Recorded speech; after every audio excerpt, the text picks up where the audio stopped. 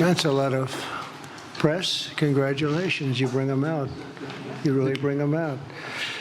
Today, I'm delighted to welcome Israeli Prime Minister Benjamin Netanyahu back to the White House. It's a wonderful feeling and a wonderful event. We had fantastic talks, and thank you very much with your staff. He's the first foreign head of state to visit during our administration, and Bibi, I want to say it's an honor to have you with us. Over the past 4 years, the U.S. and the Israeli alliance has been tested more than any time in history. But the bonds of friendship and affection between the American and Israeli people have endured for generations, and they are absolutely unbreakable. They are unbreakable. I'm confident that under our leadership, the cherished alliance between our two countries will soon be stronger than ever. We had a great relationship. We had great victories together 4 years ago. Not so many victories over the past 4 years, however. In my first term, Prime Minister and I forged a tremendously successful partnership that brought peace and stability to the Middle East like it hadn't seen in decades. Together, we defeated ISIS. We ended the disastrous Iran nuclear deal, one of the worst deals ever made, by the way, and imposed the toughest ever sanctions on the Iranian regime.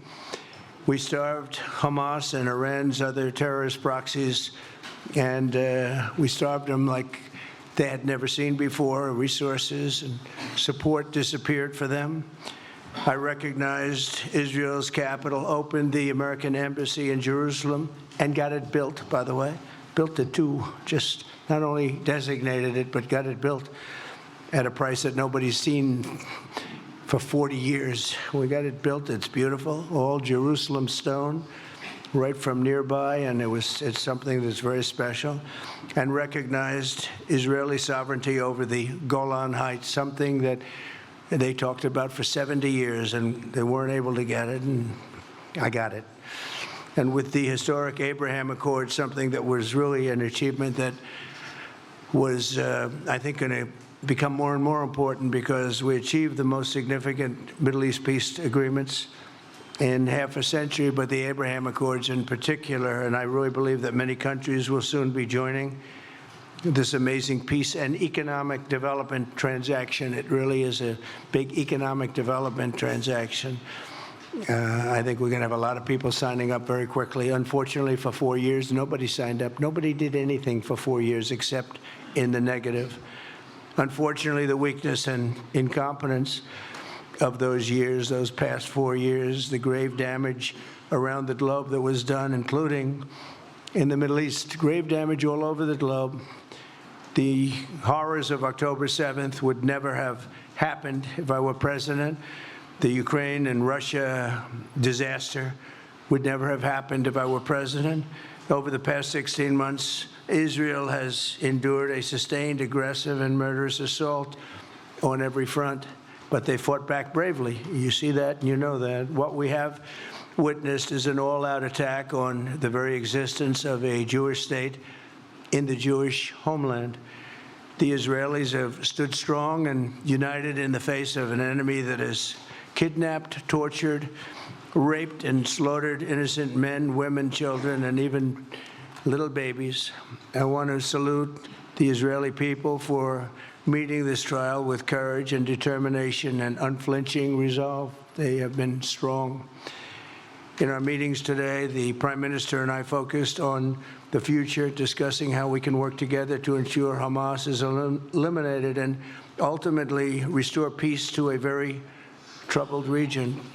It's been troubled, but what's happened in the last 4 years has not been good. I want to thank Prime Minister Netanyahu for working closely with my transition team, the Special Envoy Steve Witkoff, who's here somewhere. Steve? Stand up, Steve, please. What a job you've done. What a good job you've done. Proud of you. Done a fantastic job. National Security Advisor Mike Waltz. Thank you, Mike, for working so well with us. Thank you. We have, in addition, Marco Rubio, who is on the phone right now, listening to every single word that we say, and he's going to be great. And Pete, congratulations. And Scott, congratulations. I see you're here. And Caroline's been doing a great job. She's really probably talked about more than anybody here. She's done a fantastic job, and thank you very much, Caroline. We're proud of you. But we'll only be satisfied when all of these problems are solved, and we have the team to solve them, and that's going to happen. And it's going to happen, I think, very quickly. I also strongly believe that the Gaza Strip, which has been a symbol of death and destruction for so many decades and so bad for the people anywhere near it, and especially those who live there, and frankly, who's been really very unlucky. It's been very unlucky. It's been an unlucky place for a long time. Being in its presence just has not been good. And it should not go through a process of rebuilding and occupation by the same people that have really stood there and fought for it and lived there and died there and lived a miserable existence there. Instead, we should go to other countries of interest with humanitarian hearts, and there are many of them that want to do this, and build various domains that will ultimately be occupied by the 1.8 million Palestinians living in Gaza, ending the death and destruction and, frankly, bad luck. This can be paid for by neighboring countries of great wealth. It could be 1, 2, 3, 4, 5, 7, 8, 12. It could be numerous sites, or it could be one large site. But the people will be able to live in comfort and peace, and we'll make sure something really spectacular is done. They're going to have peace. They're not going to be shot at and killed and destroyed like this civilization of wonderful people has had to endure. The only reason the Palestinians want to go back to Gaza is they have no alternative. It's right now a demolition site. This is just a demolition site. Virtually every building is down. They're living under fallen concrete that's very dangerous and very precarious. They instead can occupy all of a beautiful area with homes and safety, and they can live out their lives in peace and harmony instead of having to go back and do it again. The U.S. will take over the Gaza Strip, and we will do a job with it, too. We'll own it and be responsible for dismantling all of the dangerous unexploded bombs and other weapons on the site, level the site and get rid of the destroyed buildings, level it out, create an economic development that will supply unlimited numbers of jobs and housing for the people of the area. Do a real job, do something different. Just can't go back. If you go back, it's going to end up the same way it has for 100 years. I'm hopeful that this ceasefire could be the beginning of a larger and more enduring peace that will end the bloodshed and killing once and for all. With the same goal in mind, my administration has been moving quickly to restore trust in the alliance and rebuild American strength throughout the region, and we've really done that. We're a respected nation again. A lot's happened in the last couple of weeks. We are actually a very respected nation again. I ended the last administration's de facto arms embargo on over $1 billion in military assistance for Israel. And I'm also pleased to announce that this afternoon, the United States withdrew from the anti-Semitic UN Human Rights Council and ended all of the support for the UN Relief and Works Agency, which funneled money to Hamas and which was very disloyal to humanity. Today, I also took action to restore a maximum pressure policy on the Iranian regime, and we will once again enforce the most aggressive possible sanctions, drive Iranian oil exports to zero, and diminish the regime's capacity on terror throughout the region and throughout the world. We had no threat when I left office. Iran was not able to sell oil. Nobody was buying oil because I said, don't buy it. If you buy it, you're not doing any business with the United States. And Hamas was not being funded. Hezbollah was not being funded. Nobody was being funded. There would never have been an October 7th. 2 weeks ago, I once again designated the Houthis as a terrorist organization. They're trying to destroy world shipping lanes, and that's not going to happen. And over the weekend, I ordered airstrikes against senior ISIS leaders hiding in the caves of Somalia and took them out. Here in America, we've begun the process of deporting foreign terrorists, jihadists, and Hamas sympathizers from our soil, just as we have people that are extremely evil, and we're sending them out of our country. They came from jails. They came from mental institutions and insane asylums, and they were dumped into our country. They're gang members. We're getting them out at numbers that nobody can actually believe. And every single country is taking those people back. They said they would never take them back, and they're all taking them back, and they're taking them back very gladly. And I recently signed an executive order combating the vile wave of anti-Semitism that we've seen in the aftermath of the October 7th attacks. Together, America and Israel will renew the optimism that shined so brightly just 4 years ago. It was really a bright, beautiful light. We will restore calm and stability to the region and expand prosperity, opportunity, and hope to our nations and for all people of the Middle East, including the Arab and Muslim nations. Very important. We want the Arab and Muslim nations to have peace and have tranquility and have great lives. I'd like to now invite Prime Minister Netanyahu to say a few words, and we'll take some questions afterwards. Thank you very much. Thank you, Mr. President. I'm honored that you invited me to be the first foreign leader to visit the White House in your second term. This is a testament to your friendship and support for the Jewish state and the Jewish people. I've said this before, I'll say it again. You are the greatest friend Israel has ever had in the White House.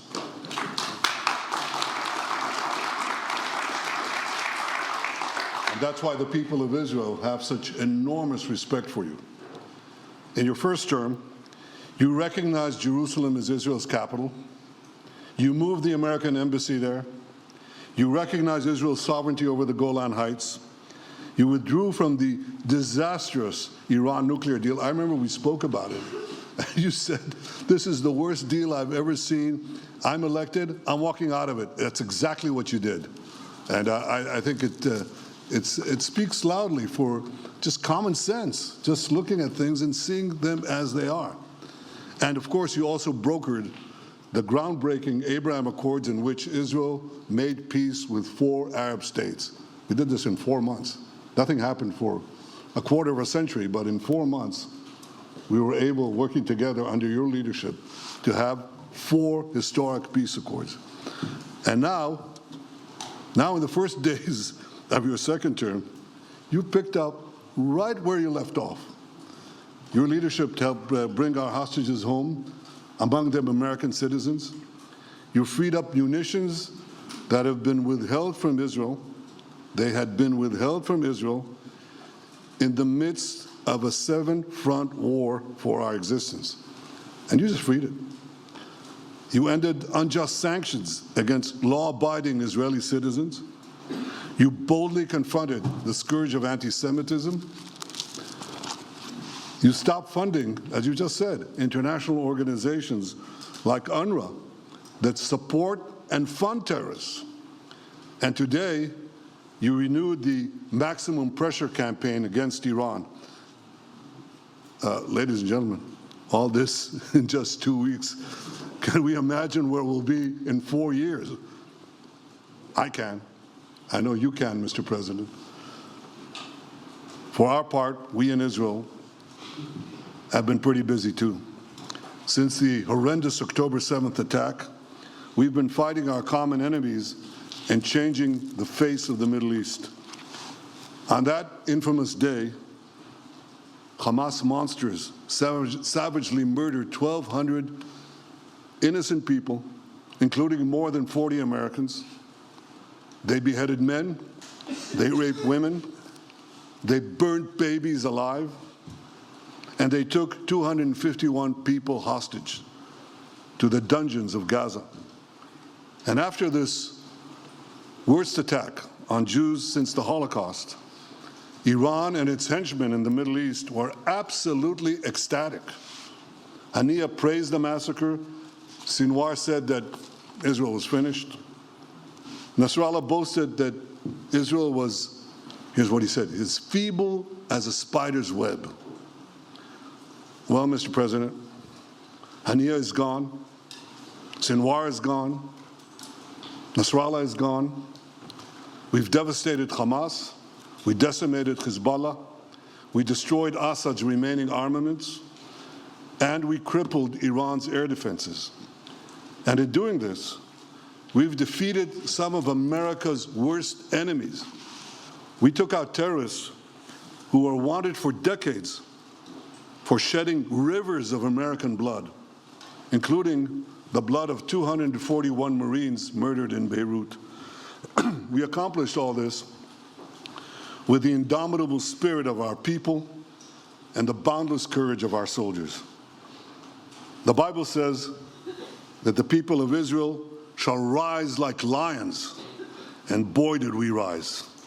Today, the roar of the Lion of Judah is heard loudly throughout the Middle East.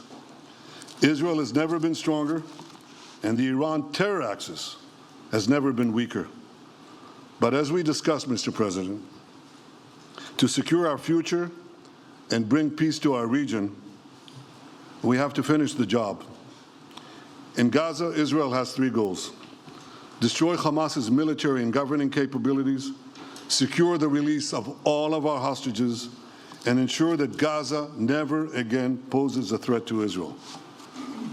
I believe, Mr. President, that your willingness to puncture conventional thinking that has failed time and time and time again, your willingness to think outside the box with fresh ideas will help us achieve all these goals. And I've seen you do this many times. You cut to the chase.